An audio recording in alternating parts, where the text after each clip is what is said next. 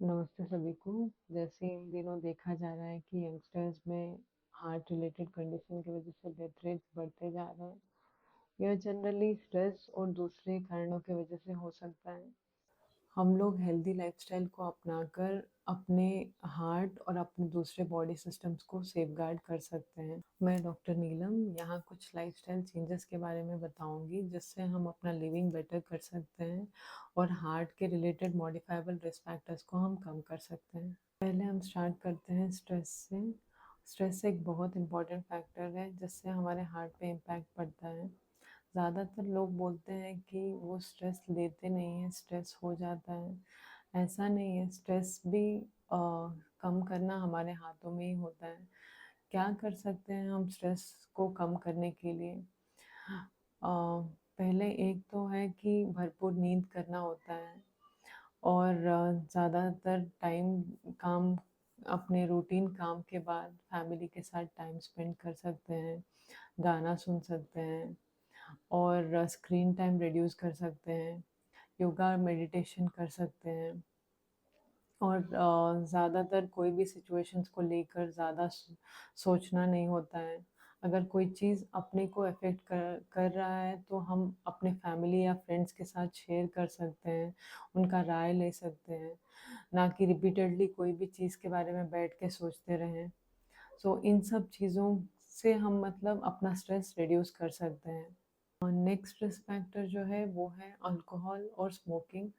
Alcohol का use हम complete बंद जितना हो सके बंद करें क्योंकि उसका डायरेक्ट इफेक्ट हमारे लिवर और हमारे हार्ट पे पड़ता है।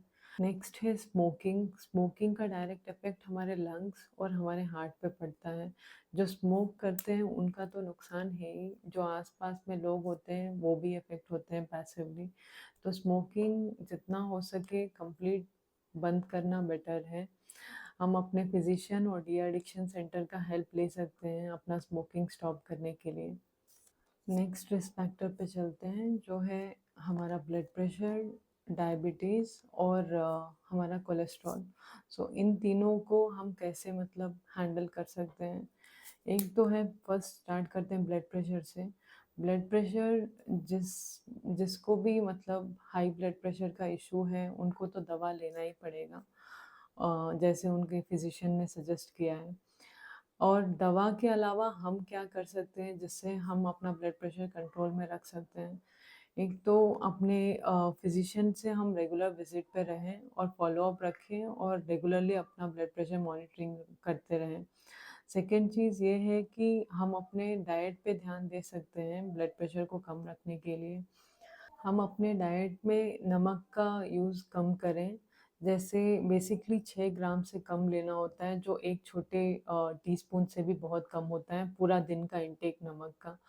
ये कम करने से हम अपना ब्लड प्रेशर कंट्रोल में रख सकते हैं। नेक्स्ट है डायबिटीज़। जिसको भी डायबिटीज़ डायग्नोस्ड है उनको अपना मेडिकेशंस, जो दवा या इंसुलिन जैसे फिजिशियन ने सजेस्ट किया है वो लेना चाहिए और रेगुलरली अपना शुगर मॉनिटरिंग करना चाहिए। और नेक्स्ट चीज़ ये है कि उनको डायबिटिक डाइट ही फॉलो करना चाहिए। जो उनको चार्ट प्रोवाइडेड है हॉस्पिटल की तरफ से उसी के अनुसार खाना लेना बेटर है। नेक्स्ट है कोलेस्ट्रॉल। कोलेस्ट्रॉल बेसिकली कम करने के लिए हम अपनी तरफ से क्या कर सकते हैं? जैसे डाइट मॉडिफाई कर सकते हैं, जैसे सैचुरेटेड फैट के जगह पे हम लोग पॉली अनसैचुरेटेड फैट्स ले सकते हैं। सैचुरेटेड फैट यानी जो घी, बटर या पाम ऑयल या कोकोनट ऑयल है उसका यूसेज हम कम कर सकते हैं। और पॉली अनसैचुरेटेड फैट्स यानी ऑलिव ऑयल या वेजिटेबल ऑयल का यूज़ कर सकते हैं, जो कम मात्रा में हम यूज़ कर सकते हैं जिससे हम अपना कोलेस्ट्रॉल मेंटेन कर सकते हैं। नेक्स्ट रिस्क फैक्टर ये है कि हेल्दी न्यूट्रिशन लेना बहुत ज़रूरी है।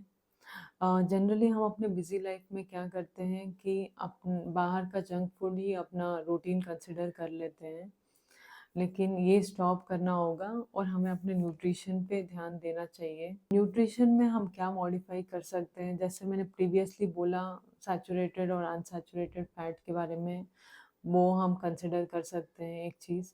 और सेकंड ये है कि फाइबर रिच डाइट ले सकते हैं, जैसे साबुत फल हो, सब्जियां हो, होल ग्रेन्स हो, ये सारे हम यूज़ कर सकते हैं, जिससे हम अपना न्यूट्रिशन बेटर कर सकते हैं।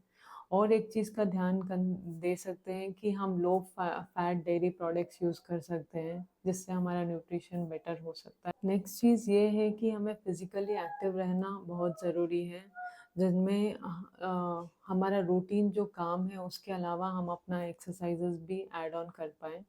अगर हम रेगुलर एरोबिक एक्सरसाइज कर रहे हैं तो कम से कम एक दिन में आधा घंटा हम उसके लिए टाइम निकाल पाएँ, ये ध्यान रख सकते हैं। अगर डायनामिक एक्सरसाइजेस कुछ कर रहे हैं तो वो एटलीस्ट 90 से 150 मिनट पर वीक हम कर सकते हैं। उसके अलावा रेगुलर ब्रीदिंग एक्सरसाइजेस और मेडिटेशन डेली हम कर पाएँ, ये ध्यान रखें, at least half an hour per day. और उसके अलावा योगा और मेडिटेशन भी रेगुलरली करें। बेसिकली हमें हेल्दी वेट के लिए एम करना चाहिए, जो हमारा बीएमआई हम 18.5 से 24.9 के बीच हम रखें। होपफुली ये चीज़ें आप सब फॉलो करें और अपना लाइफस्टाइल बेटर करें और एक दूसरे को मोटिवेट करें बेटरमेंट के लिए। Thank you.